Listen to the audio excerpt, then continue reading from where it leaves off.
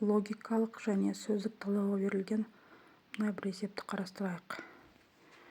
Алгебра мен химия сөздерінің қосындысы ал-хирая сөзін беретін болса, ағылшын мен тарих сөздері қандай сөзді береді? Яғни сұрақ белгісінің орындағы сөзді табу керек.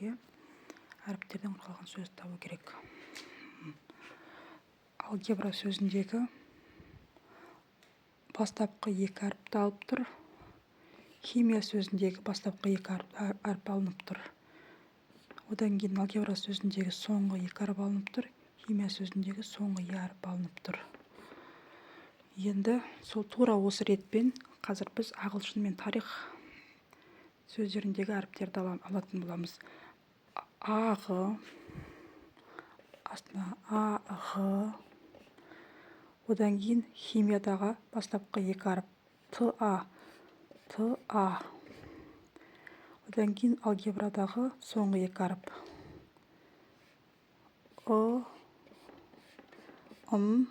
одан кейін химиядағы соңғы әріпі, яғни біз әріпін аламыз. Осы нұсқаны жауаптардан іздейміз. Яғни бірінші жауап келмейді, екінші жауап келмейді, үшінші жауап келмейді, төртінші жауап келмейді, ал соңғы жауап келеді. Яғни мынау дұрыс жауап. Осыны белгілейміз.